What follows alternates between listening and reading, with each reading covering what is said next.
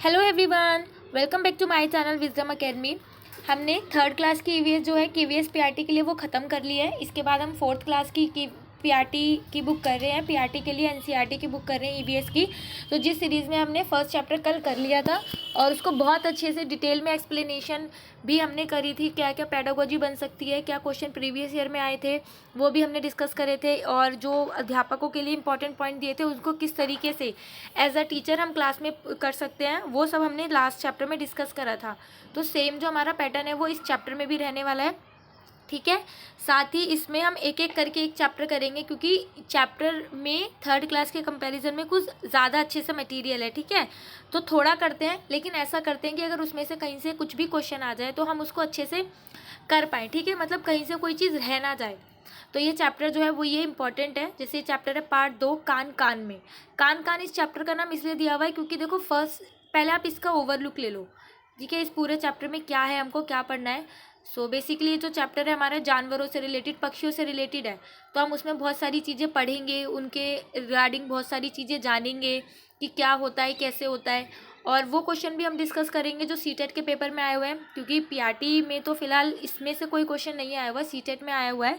But yes, इस बार आएगा, क्योंकि पहले तो ईवीएस का सिलेबस कुछ अलग था, बट इस बार एनसीईआरटी ही हमें करनी है, तो ऑब्वियसली इसमें से ही क्वेश्चन बनेगा, ठीक है। तो हम अपना स्टार्ट करते हैं चैप्टर 2 कान कान में।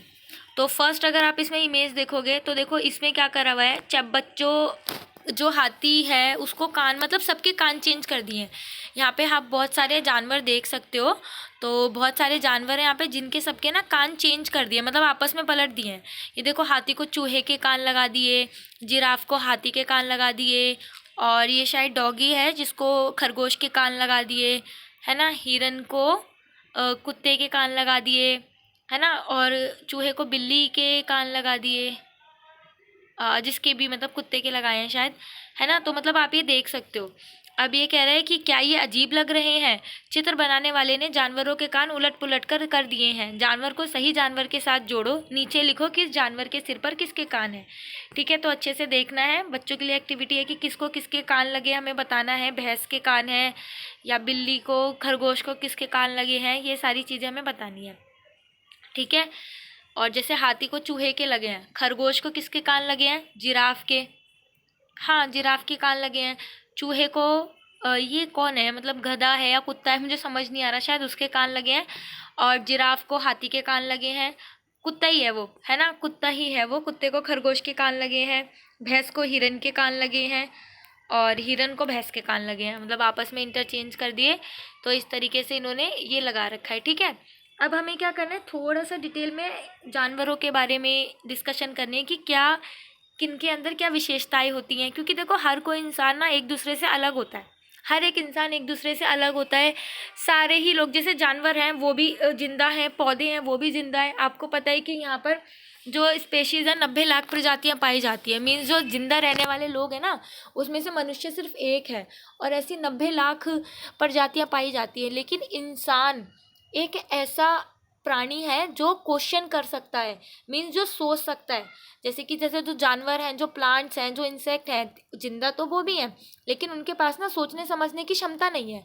सिर्फ एक इंसान ही पूरे प्लेनेट पे एक ऐसा इंसान है, पूरी दुनिया में इवन, जो सोच सकता है, जो क्वेश्चन कर सकता है, जो चीज़ों को एनालाइज कर सकता है, ऑब्जर्व कर सकता है, ठीक है। कि मीन्स कि हम उसका रीजनिंग, जो रीजनिंग लॉजिकल होता है ना, वो इंसान के पास होता है। तो ये जो रीजनिंग एबिलिटी है इंसान को औरों से अलग करती है। तो इसी तरीके से हर जो जानवर होता है, हर जो इंसेक्ट होता है, वो एक दूसरे से अलग होता है। उनके अंदर किसी के पास कुछ विशेषता होती है और किसी दूसरे के पास कुछ विशेषता होती है, क्योंकि हर कोई सेम नहीं होता।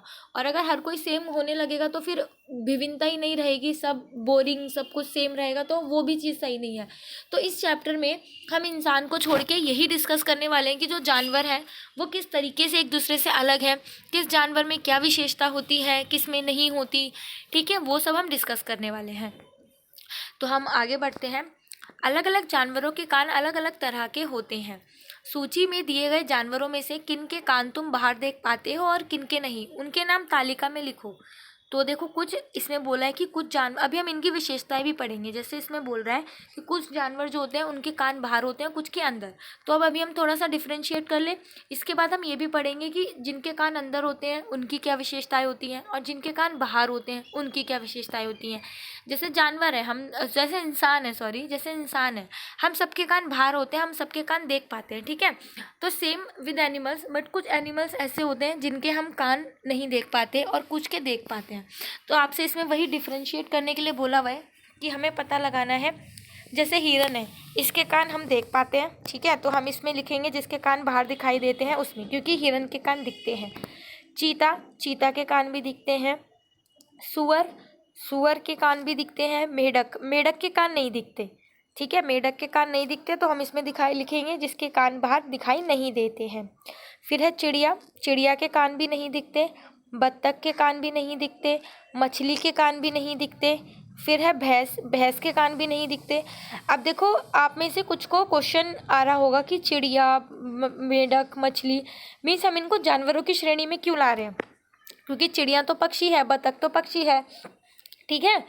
बट यहाँ पे क्या है, ये 4th क्लास तक ना बच्चों को जानवर और पक्षियों का जो टॉपिक है वो अच्छे से इंट्रोड्यूस नहीं कराया हुआ। मीन्स कि देखो जो उड़ सकते हैं वो पक्षी होते हैं, बट पक्षी भी एक तरीके के जानवर ही हैं, वो जानवर की श्रेणी में ही आते हैं। सारे लोग जानवर हैं, इवन हम भी जानवर हैं, लेकिन जानवरों के भी विभिन्न प्रकार होते हैं ना। तो जानवरों की एक उपश्रेणी है पक्षी, जिसमें ये चिड़िया, ये बत्तख, ठीक है, ये सारी चीज़ें आती हैं। जैसे इंसेक्ट वगैरह, जैसे छिपकली है, सांप है, ये तो इंसेक्ट है ना, फिर भी हम इनको जानवरों की श्रेणी में क्यों ला रहे हैं, क्योंकि ये सारे ही जानवर हैं, ठीक है। तो हम यहाँ पे सबको ही एज अ जानवर लेकर के कंसिडर करके चल रहे हैं, जिसमें पक्षी भी आते हैं, कीट पतंगे भी आते हैं, हमारे इंसेक्ट भी आते हैं, पानी में रहने वाले जानवर भी आते हैं, पानी के बाहर रहने वाले जानवर भी आते हैं। हम इनको जानवर ही लेके चलेंगे, ठीक है। आई होप ये क्वेश्चन बना होगा आपके माइंड में, और अगर नहीं बना तो मैंने क्लियर कर दिया, ठीक है। तो मछली के कान बाहर नहीं दिखाई देते हैं, भैंस के कान दिखाई देते हैं, जिराफ के कान दिखाई देते हैं, चींटी के कान नहीं दिखाई देते हैं, सांप के कान भी नहीं दिखाई देते, हाथी के कान दिखाई देते हैं, कौवा, कौवा के कान भी नहीं दिखाई देते, छिपकली के कान भी नहीं दिखाई देते, और बिल्ली के कान दिखाई देते हैं। तो आई होप आपको ये दोनों में डिफरेंस समझ में आ गया होगा, जिसके कान दिखाई देते हैं और जिसके कान दिखाई नहीं देते हैं, ठीक है। तुम्हें क्या लगता है, जिन जानवरों के कान बाहर दिखाई नहीं देते उनके कान होते भी हैं या नहीं? आओ पता करें। मीन्स अभी एक छोटा सा सर्वे है कि मतलब एक ऑब्जर्वेशन है कि जिनके भी कान हमें दिखाई नहीं देते, जानवरों के या पक्षियों के कान हमें नहीं दिखाई देते, तो उनके कान होते हैं या नहीं, है ना। बहुत अच्छा क्वेश्चन है कि हमें पता होना चाहिए ना कि उनके कान है या नहीं। पहले ऊपर दिए गए चित्रों को देखो, पहचान कर लिखो ये जानवर कौन कौन से हैं। क्या तुम्हें इन जानवरों के कान दिखाई दे रहे हैं? लो आप लोग देखो अच्छे से, मेढक है, कौवा है, तोता है, चिड़िया है, मुर्गा है, बत्तख है। वास्तव में इन सभी के कान होते हैं, लेकिन हमें बाहर से दिखाई नहीं देते। देखो अगर हम इस पिक्चर को पास से ऑब्जर्व करें, अच्छे से देखें, ढूंढें, तो हमें इनके कान नहीं दिखाई देंगे, क्योंकि दिख ही नहीं रहे। तो यहाँ पे लिखा हुआ है कि वास्तव में इन सभी के कान होते हैं, लेकिन हमें बाहर से दिखाई नहीं देते। इन सब के कान तो होते हैं, लेकिन हमें बाहर की तरफ से उनको नहीं दिखाई देते। ऐसे कुछ और जानवरों के बारे में पता करो जिनके कान बाहर दिखाई नहीं देते, उनके नाम लिखो। तो जैसे ऐसे बहुत सारे जानवर हैं जिनके, जैसे पक्षियों के हिसाब भी आ जाएगा, बाज, कोयल, है ना, जितनी भी हैं सब आ जाएंगे, चमगादड़, जिनके कान होते हैं लेकिन हमें दिखाई नहीं देते, तो हम उन जानवरों के बारे में यहाँ पे लिख सकते हैं, ठीक है। अब हमें क्या करना है, पढ़ो और लिखो। ऐसे जानवरों के नाम लिखो जिनके कान हों। पंखे जैसे, तो देखो पंखे जैसे तो हाथी के होते हैं, पत्ते की तरह तो हिरन के होते हैं, है ना। पंखे जैसे हम गाय और भैंस के भी ले सकते हैं। पत्ते की तरह होते हैं हिरन के, चीते के, शेर के। सिर के ऊपर जिनके कान होते हैं, और सिर के दोनों तरफ, सिर के ऊपर तो मुझे नहीं पता किसके कान होते हैं, अगर आपको पता है तो प्लीज़ कमेंट करके बताओ। और सिर के दोनों तरफ, सिर के दोनों तरफ तो कान होते हैं, सबके ही होते हैं, है ना। गाय के, भैंस के, मतलब ये भी सारे जानवर हैं, उनके दोनों तरफ ही कान सिर के दोनों तरफ होते हैं, ठीक है। तुम्हें पता है ना कि कान सुनने में मदद करते हैं, तो ऑब्वियसली कान की मदद से ही हम सुन पाते हैं।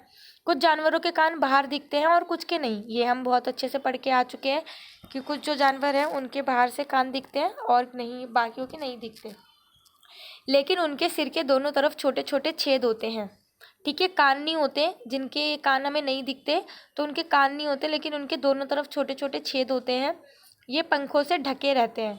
ठीक है, पंखों से ढके रहते हैं ये। इन्हीं छेदों की मदद से पक्षी सुनते हैं, इन्हीं छेद की वजह से पक्षी सुनते हैं। अगर तुम ध्यान से देखोगे तो छिपकली के भी छोटे छेद जैसे कान दिखाई देंगे। मगरमच्छ के भी छोटे छेद जैसे कान होते हैं, लेकिन आसानी से नहीं दिखते। तो छिपकली, मगरमच्छ, इन सबके ही कान होते हैं। ठीक है, इसकी मदद से ये सुनते हैं, लेकिन ये दिखाई क्यों नहीं देते? क्योंकि ये पंखों से ढके रहते हैं। ठीक है, तो एक हमें नई बात जानने के लिए मिली। इन सभी के कान होते हैं छोटे छेद जैसे, और पंखों की मदद से ढके रहते हैं, इसलिए हमें दिखाई नहीं देते। किसकी त्वचा? अभी तुमने कुछ जानवरों की पहचान की उनके कालों से। अब कुछ जानवरों को उनकी खाल से पहचानने की कोशिश करो। चित्र में कुछ जानवर एवं उनकी खाल बनी है। हर जानवर का उसकी अपनी खाल से मिलान करो।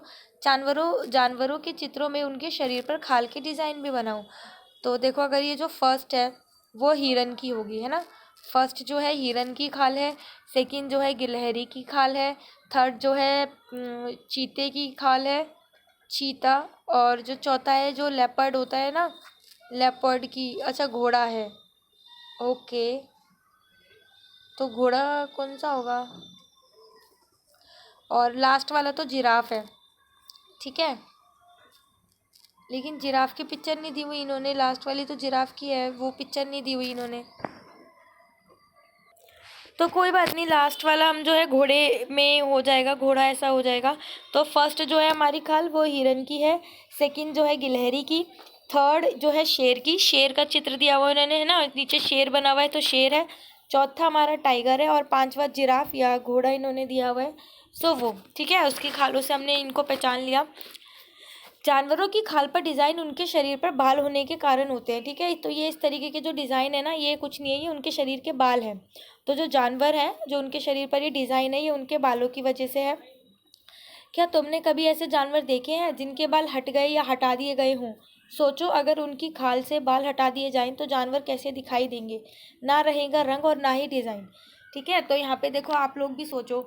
हमने ऐसे जानवर देखे हैं जिनके बाल हट गए। तो आपको पता है, जो भेड़ है, भेड़ के शरीर से उनकी जो बाल साफ करके उनसे पश्मीना शॉल बनाई जाती है, बहुत तरीके के शॉल बनाई जाती है। तो जो ऊन होती है, ऊन कहाँ से मिलती है हमें? जो भेड़ों के बाल बनते हैं, भेड़ों के बाल हटा के वहीं से तो बनती है। तो वही हमें बताना है कि क्या आपने कोई जानवर देखा है। और सोचो, अगर हम जानवरों के यहाँ से ही हम हटा दें इनके बाल, तो ना तो कोई डिज़ाइन रहेगा ना रंग, मतलब बिल्कुल बेरंग हो जाएंगे।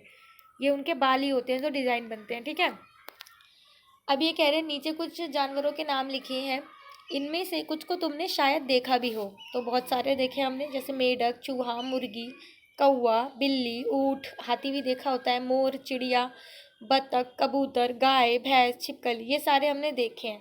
लेकिन लोमड़ी नहीं देखी, है ना। तो अब इसमें पूछा है कि इस सूची में सही जानवरों के नाम छाट कर लिखने हैं। तो जिनके कान बाहर दिखाई देते हैं वो, खाल पर बाल हैं वो, कान बाहर दिखाई नहीं देते वो, और खाल पर पंख है। ठीक है, तो देखो, आप एक चीज़ नोटिस करो।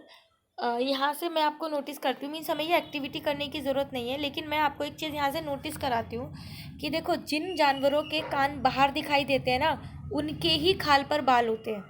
ठीक है, जिन जानवरों के कान बाहर की तरफ दिखाई देते हैं, जैसे कि सारे जानवर, कुत्ता, बिल्ली, घोड़ा, ऊँट, इनके ही खाल पर बाल होते हैं। और जिनके कान बाहर दिखाई नहीं देते, मतलब अंदर की साइड होती है, जिनके छेद होते हैं सिर्फ, जैसे कि सांप, छिपकली, चिड़िया, बतख, तो इनकी खाल पर पंख होते हैं। इनकी खाल पर बाल नहीं होते, इनकी खाल पर पंख होते हैं, क्योंकि अभी हमने पढ़ा कि इनके जो छेद हैं वो पंख से ढके भी रहते हैं। ठीक है, तो तुमने भैंस और गाय को कौन कौन सी सूची में डाला है? दूर से देखने पर क्या इनकी खाल पर बाल दिखते हैं? अगर हो सके तो पास से देखो, इनकी खाल पर बिल्कुल बाल होते हैं। क्या खाल पर बाल दिखाई दिए? हाँ, होता है। अगर हाथी मिल जाए तो क्या तुम्हें उसकी खाल पर हाथ फेरने की हिम्मत होगी?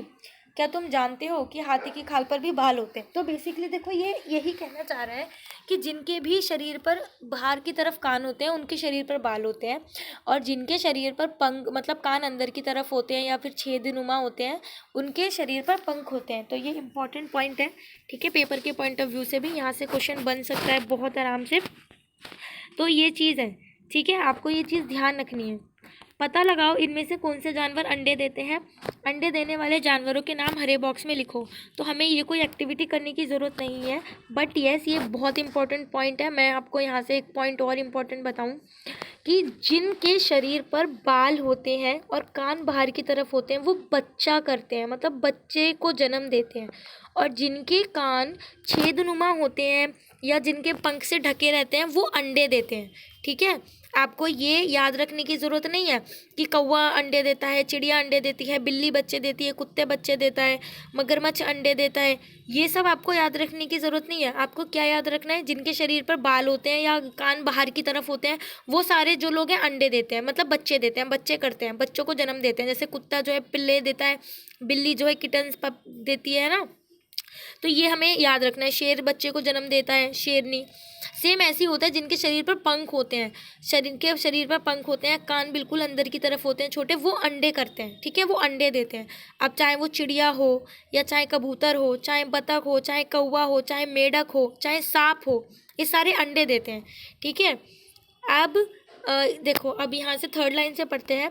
जिन जानवरों के कान बाहर दिखाई देते हैं उनके शरीर पर बाल होते हैं और वे बच्चे देते हैं। ठीक है, जिन जानवरों के कान बाहर दिखाई नहीं देते उनके शरीर पर बाल नहीं होते हैं और वे अंडे देते हैं। ठीक है, एक कुत्ते की पिक्चर है, देखो 1 2 3 4 5 6 बच्चे जो हैं इसके साथ बैठे हुए हैं, 5 बच्चे लेटे हुए हैं, 5 6 बच्चे।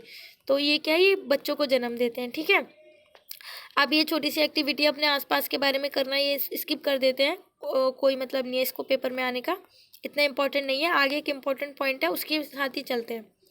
ठीक है, अब क्या है, उस जानवर का चित्र बनाओ और उसमें रंग भरो और उसका अपनी मनपसंद से प्यारा सा नाम रखो। जो भी आपने ऑब्जर्व करा होगा, देखा होगा, वो हमें करना है। ठीक है, और फिर इसमें क्या है, 2 4 6 8 संख्या लिखिए, मिलाना है, कोई जानवर बनेगा, डायनासोर बन जाएगा। आप वैसे पहचान भी पा रहे होगे कि ये डायनासोर बन रहा है ना। तो अब क्या करना है, डायनासोर के बारे में देखो एक डिस्कशन है, यहाँ से भी हमें एक इम्पॉर्टेंट पॉइंट मिलेगा।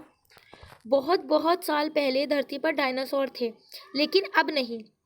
अभी ये सिर्फ फिल्मों, फोटो और पुस्तकों में ही मिलते हैं। डायनासोर के बारे में और बातें पता करो, अपने दोस्तों को बताओ। ठीक है, तो यहाँ पे एक अध्यापक के लिए नोट है जो कि इम्पोर्टेंट है, क्योंकि हम वुड बी टीचर्स हैं। अध्यापक के लिए, डायनासोर से मिलते जुलते जानवरों के नाम बच्चों की समझ के अनुसार अलग अलग हो सकते हैं। उन्हें सोचने का मौका दें, हर तरह के ऐसे उत्तरों को सही माने। इस तरह के चित्र बनाकर कार्यकलाप कराए जा सकते हैं।